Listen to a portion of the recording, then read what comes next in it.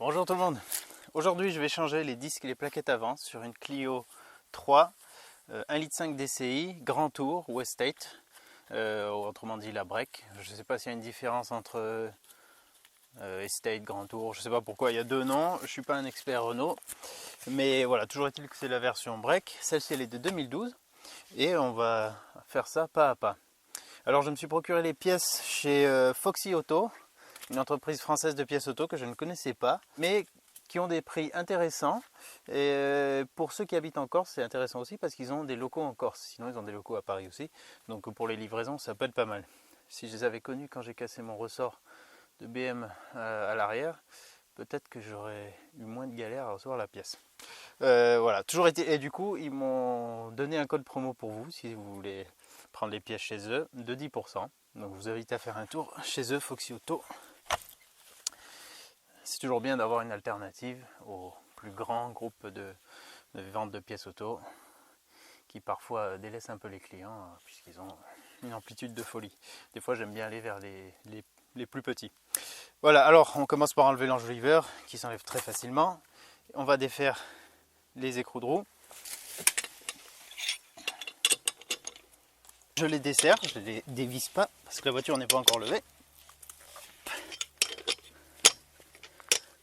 Voilà, c'est histoire de ne pas galérer une fois qu'elle sera levée. Ensuite, avec mon cric qui est placé sur le point de levage qui est très facile à trouver, là on ne peut pas se gourer. J'ai mis une petite planche de bois quand même pour répartir la charge et pas marquer la pièce. Vu que je suis légèrement en pente, je vais mettre quelque chose pour caler les roues arrière.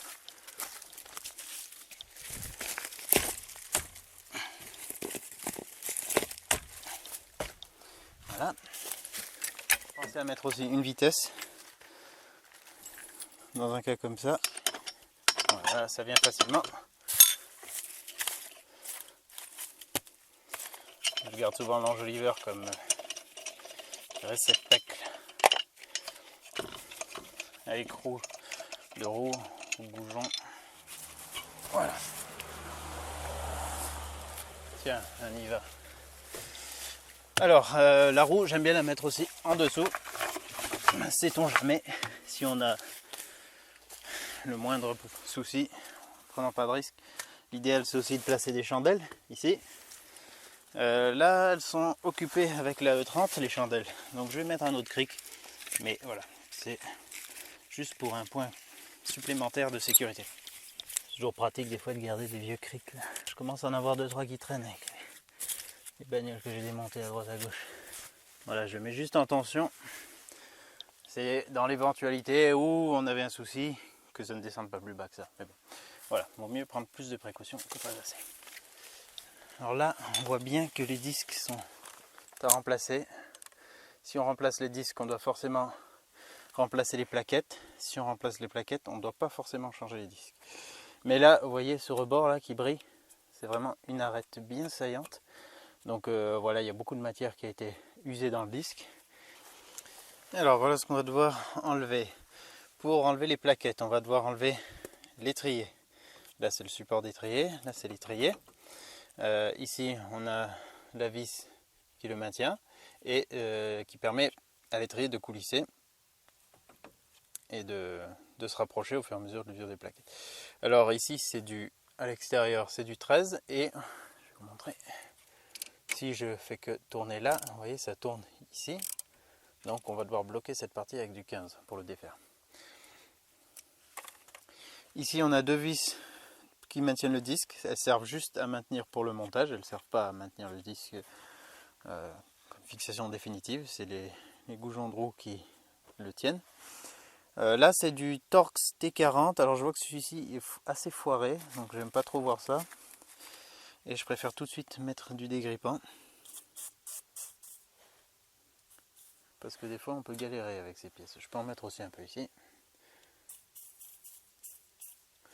C'est bien de faire ça un petit peu à l'avance pour se faciliter la vie éventuellement.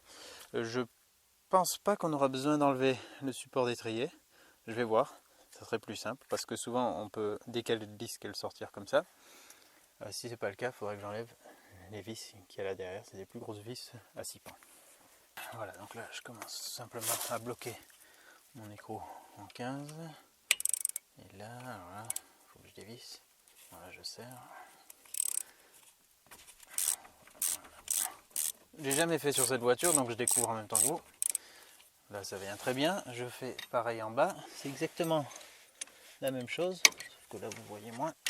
Je teste les deux avant d'enlever complètement pour être sûr que j'y arrive. Voilà, ça vient bien. Ok, parfait. Parfois, on va voir. Parfois, on peut enlever juste une vis et faire pivoter l'étrier pour sortir la plaquette. Voilà, ça vient très très bien. Voilà la vis. Là, on a ce petit soufflet. On vérifiera qu'il est en bon état. Parce que s'il est percé, ensuite la saleté peut rentrer dedans et ensuite ça coulissera mal. Ce qui fait que des fois, on peut avoir un étrier qui grippe. Là, il coulisse très bien. Vu que j'ai desserré en bas, je peux tout de suite vérifier. Et ça pivote très facilement. Donc ça, c'est génial. C'est très très simple. Alors là, très très simple. Alors il y a le flexible de frein qui me gêne un peu. J'aurais dû faire ça avec celui du bas. Comme ça, j'ai plus de marge. C'est ce que je vais faire. Je le remets en place.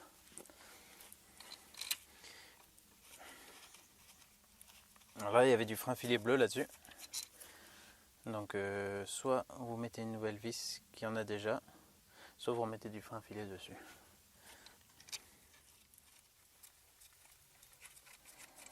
Voilà.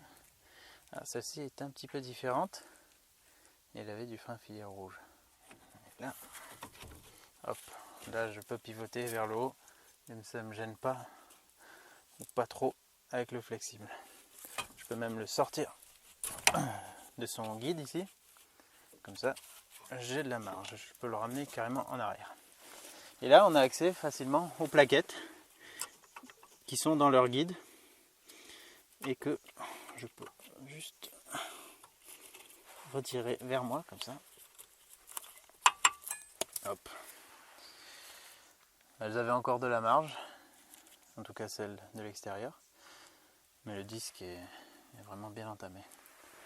Donc j'enlève pareil, on peut s'aider d'un tournevis pour les décaler. Voilà. Pareil l'usure. Ok. Alors ces petites plaquettes de guidage peuvent s'enlever aussi. Elles sont clipsées.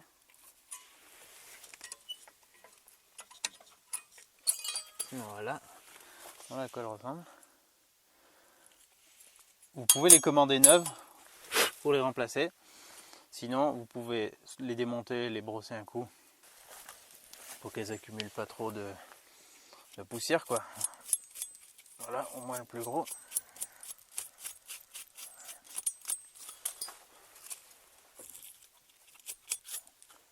Mettez-vous dans le sens du vent ou portez un masque pour cette étape. Parce que respirer la poussière de plaquettes, c'est pas terrible. Voilà, bah elles étaient en très bon état, ces guides. Juste sale. Voilà, c'est histoire de repartir sur quelque chose de clean. Ça, on garde un peu une trace de l'état de sa voiture, quoi. Pareil, l'étrier, on peut le brosser un peu partout pour enlever tous les résidus de plaquettes, histoire que ça s'accumule pas de plus en plus. Voilà, vous avez compris le principe. Si vous faites pas ça, pas grave, mais si vous voulez garder votre voiture en bon état, éviter éventuellement des bruits de sifflement, que les pièces s'assemblent bien, qu'elles coulissent bien, c'est mieux de garder tout ça le plus propre possible.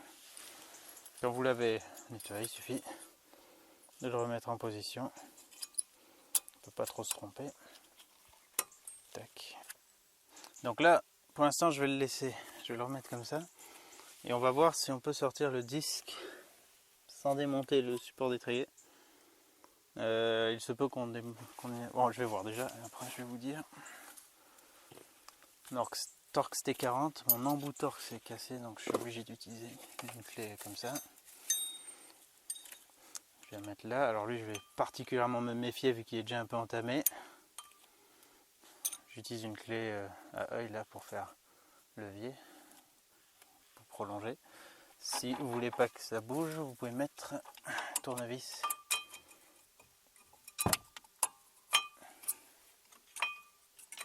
dans une rainure là, comme ça bute. Voilà, et pourvu que ça vienne bien. Ouf, c'est bon. Alors celles-ci normalement elles sont fournies avec le disque, donc je vais les remplacer pour pas remettre une vilaine pièce comme ça qui a déjà été foirée. Celle du bas aussi.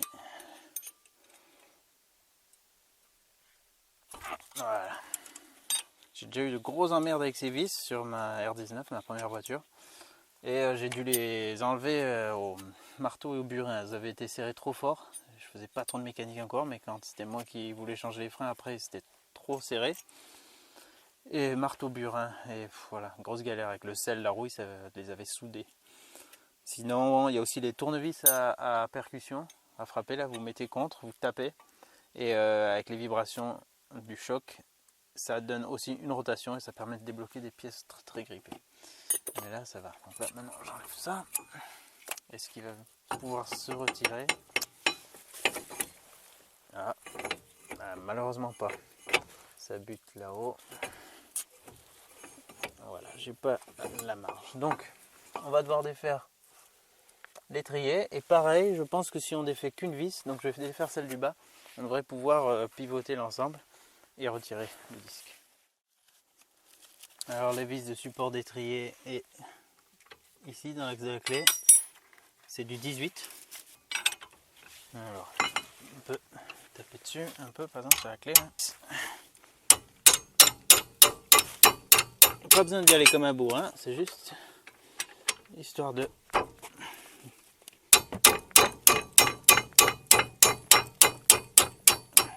voilà, débloquer doucement la vis et après ça vient tout seul. On peut faire ça aussi avec un cliquet et une rallonge par exemple. Là j'ai avec la forme de la clé à œil, j'arrive pas à mettre de rallonge. Enfin j'ai pas de tube assez gros. Voilà. Là ça s'enlève à la main carrément. Voilà, c'est assez grosse. Pas de frein filé sur celle-là. Je vais débloquer du coup celle du haut également. Mais juste la débloquer. Pour ensuite essayer de faire pivoter, j'espère que ça suffira. Pour vous faciliter la vie, vous pouvez bien sûr tourner la roue vers l'extérieur. Comme ça, ça dégage l'espace par rapport à l'aile. Et vous pouvez facilement mettre une rallonge. Si vous gardez les roues droites, comme je suis en train de faire, on peut tapoter jusqu'à ce que ça vienne. Voilà, là c'est libéré. Et ça me permet de pivoter. Et va-t-il venir? Ne dites pas qu'il va falloir que j'enlève l'autre. Bon, c'est pas pour la difficulté que c'est. Du coup, je vais enlever quand même celle du haut. Des fois, on s'emmerde plus à vouloir éviter de démonter les trucs. Bon, moi je le saurais. C'est le truc que je faisais systématiquement avant. Démonter, alors que parfois il n'y a pas besoin. Et maintenant que je veux pas tout démonter, il y a besoin. Bon, on va l'enlever. C'est pas grave.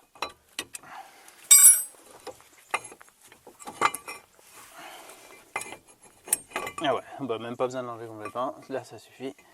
Hop, comme ça je le laisse un peu dessus. Et là on a notre disque ventilé. C'est quand il y a un espace comme ça. Quand ils sont pleins, il y a pas, ils sont à peu près épais comme juste un de ces côtés, un peu plus. Et il n'y a pas de ventilation au centre. Mais ça en général c'est sur les disques avant.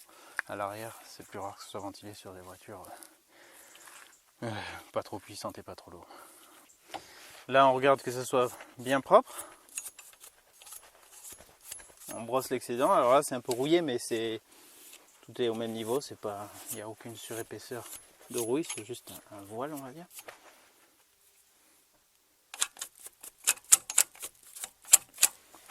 Alors pour les disques, j'ai pris du ATE.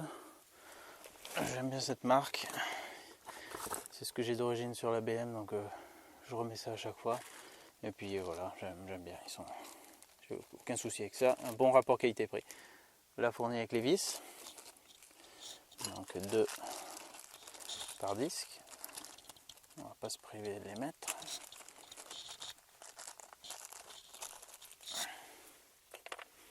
Quand vous voyez des disques de cette couleur, gris clair comme ça, c'est qu'ils ont une peinture de revêtement. Maintenant ça se fait de plus en plus. Avant ils étaient couleur brillant, quoi, couleur acier on va dire. Et souvent recouverts d'une pellicule un peu grasse de protection pour éviter la corrosion pendant le stockage. Là du coup il n'y a pas besoin d'enlever cette pellicule avec du nettoyant frein. J'en passerai quand même pour supprimer un peu les résidus que je laisse moi avec la manipulation, mais sinon c'est juste prêt à monter. Donc je le prends. Alors je vais faire un petit truc. Il n'y a pas beaucoup de... Dans un centre auto, il y a peu de chances qu'ils vous fassent ça. Et même chez les garagistes. Alors moi je mets un peu de graisse cuivrée ou une autre graisse haute température. Absolument, hein, on ne déconne pas avec les freins. Donc pas de céramique, graisse cuivrée ou qu'est-ce qu'il y a encore, ça me sort de l'esprit, mais voilà, des graisses haute température, ça résiste jusqu'à 1100 degrés, donc pas de souci. J'en mets un peu ici, sur le point d'appui du disque. On est dans une région où les routes sont salées en hiver. Et ça arrive que les disques collent un peu avec le temps pour les prochains montages. Donc si on va le faire soi-même, le prochain remplacement, c'est bien de se faciliter la vie, de mettre un peu de graisse. Ça évitera que ça colle. On n'aura pas besoin de taper dessus pour le retirer. Donc là je relève comme ça, je me glisse là. Ah, vu que j'ai la surépaisseur, ça m'embête un peu là quand même. Donc je vais l'enlever. Depuis le début j'aurais dû faire ça. Voilà. Ça prend 2 secondes, c'est vrai que c'est beaucoup plus pratique. Qu'est-ce que je me fais chier des fois. Il offre beaucoup plus de résistance que celui du bas, celui-ci. Voilà, bon, faites pas comme moi, retirez-le directement depuis le début. Ça évitera de rayer un peu votre disque neuf et puis franchement, c'est plus pratique. Les deux vis sont exactement les mêmes, en haut et en bas. Alors lui, ça me permet de vous dire aussi de ne pas le laisser pendre par le tuyau de liquide de frein. Donc accrochez-le avec quelque chose ou posez-le sur quelque chose. En général, moi je le mets là-haut comme ça, sur la coupelle d'amortisseur. Enfin sur la base du support de ressort. Je le pose juste là comme ça, le temps de travailler. Voilà, maintenant je peux très facilement mettre mon disque neuf, comme ceci. Je l'aligne avec le petit trou de fixation. Hop, je les serre à la clé, on sent quand ça devient dur d'un coup. On met en pression, mais il n'y a pas besoin d'exagérer, hein, sinon on va galérer la prochaine fois. Hop, impeccable. Bon, je viens de brosser l'autre guide de plaquettes. J'ai ouvert ma boîte de plaquettes neuve, de la même marque, et qu'est-ce que je trouve? Des guides de plaquettes neuves. Voilà, donc j'aurais pu vérifier avant. Vous le ferez. Alors, je crois pas que toutes les marques les fournissent forcément, mais voilà, il se peut qu'ils soient fournis, donc je vais les monter. Hein. Je regarde qu'ils soient bien identiques tous, qu'il n'y ait pas spécifique pour un côté ou l'autre.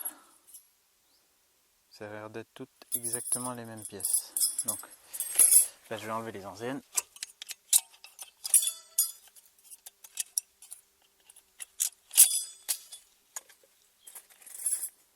Je mets 9. Faut pas se tromper, le côté le plus large là, la rainure la plus large, c'est celle qui doit être qui doit supporter la plaquette. Mais on peut pas se gourer, on le mettre dans le mauvais sens. On le place simplement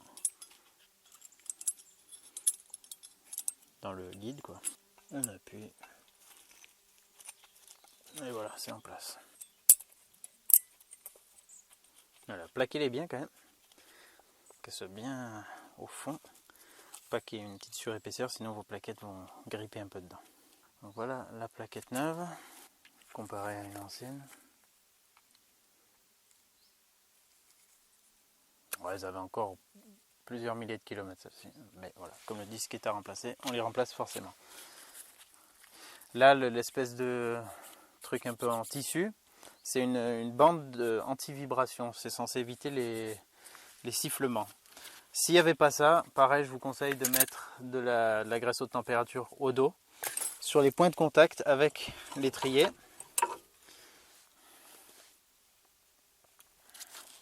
À savoir là et là, juste là et là, et le piston.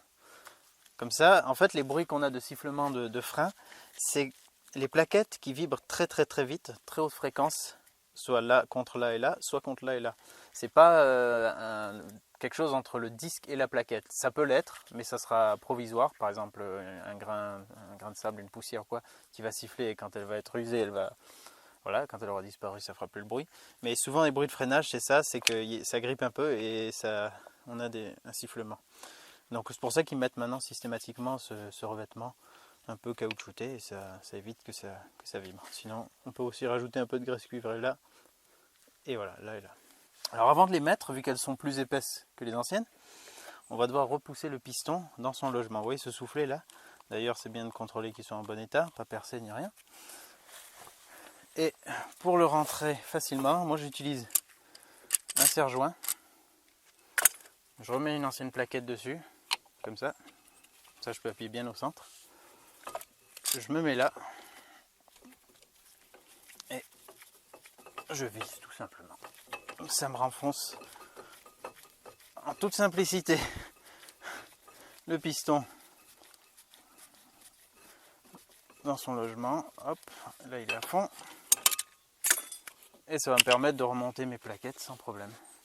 Pareil, ces guides sont faits pour que ça coulisse bien aussi. Voilà, c'est pour que ces petites pattes coulissent bien dedans. Donc on peut aussi, si on veut, mettre un peu de graisse sur ces points de contact et uniquement sur ces points de contact. Si vous avez un doute, si vous comprenez pas trop bien l'intérêt d'en mettre, ne mettez surtout rien. Vaut mieux rien mettre aucune graisse que de faire des bêtises, surtout au freinage. Donc lui, il vient se rabattre ici.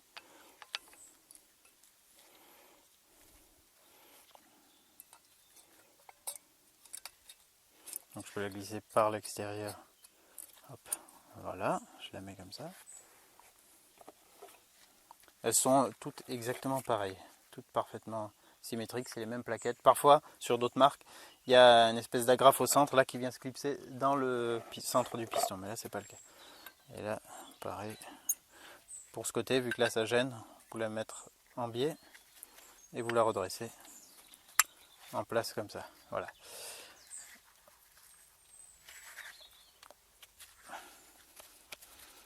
Et là, ça va prendre en sandwich le disque.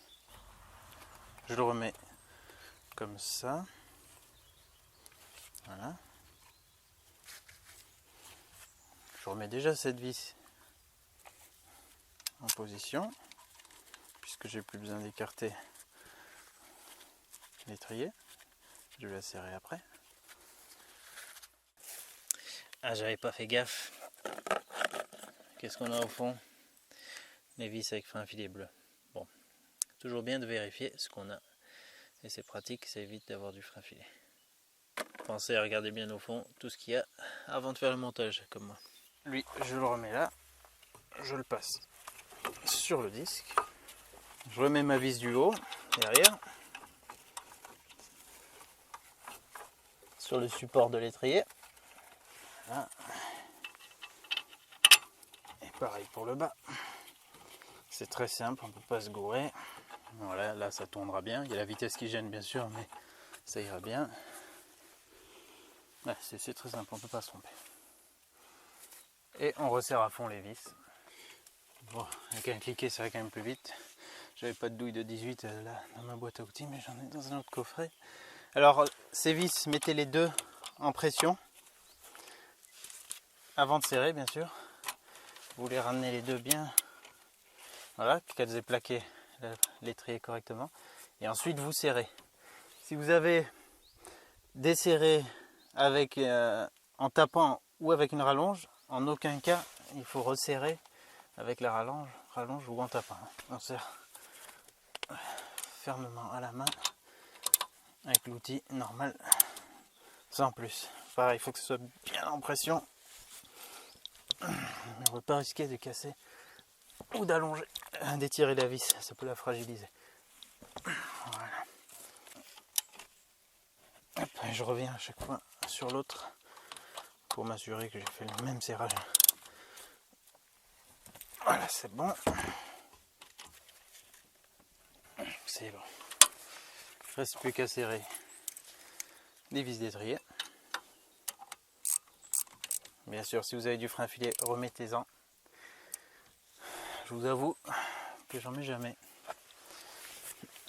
J'ai jamais eu le moindre frein qui s'est desserré, la moindre vis du système de freinage qui s'est desserré.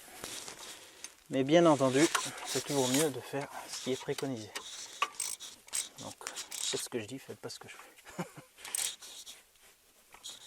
Voilà, hop, bien en pression. Les deux. Impeccable. Voilà, lui par exemple, vous voyez, il bouge bien. Alors là, c'est parce que le piston, il nous donne encore de la marge, hein, il n'a pas été repoussé. Mais je vois que il bouge librement l'étrier. Ça, c'est très bien. C'est ça qu'on appelle un étrier flottant. Et pour terminer, proprement, un bon coup de nettoyant frein. Je vais enlever la vitesse.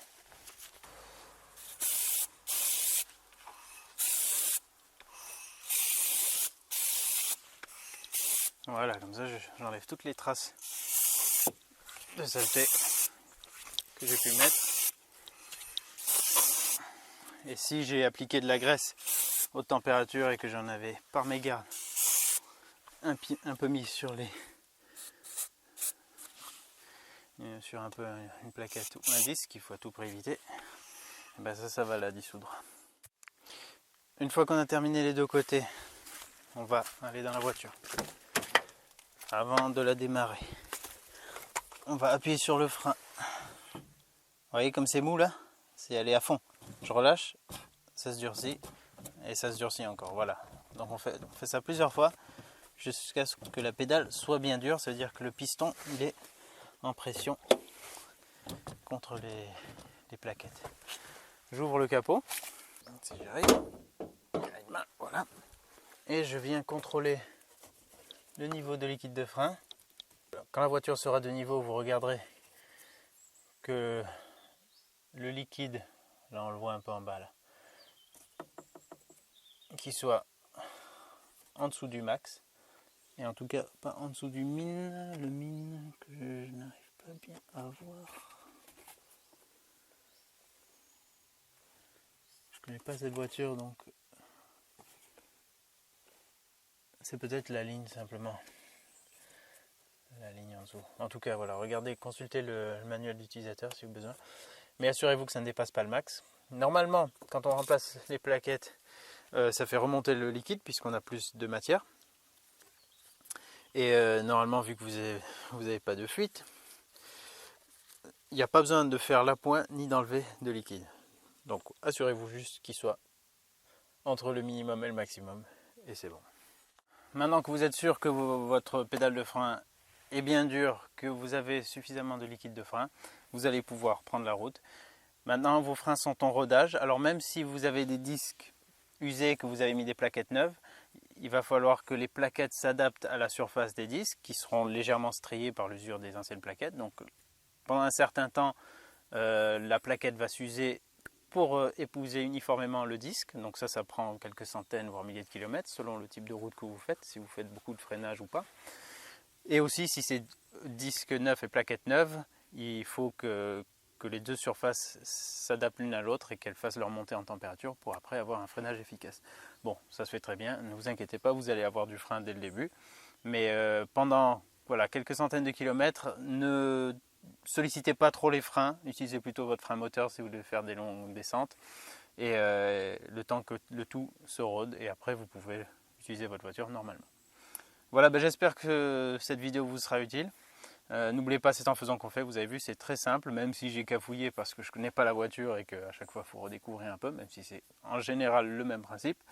Si vous avez des questions, n'hésitez pas dans la description. Je vous mets les liens des produits que j'ai utilisés, les outils aussi. N'oubliez pas les 10% de remise chez Foxy Auto. Et je vous souhaite bon remplacement de vos freins avant. Allez, à la prochaine. Au revoir.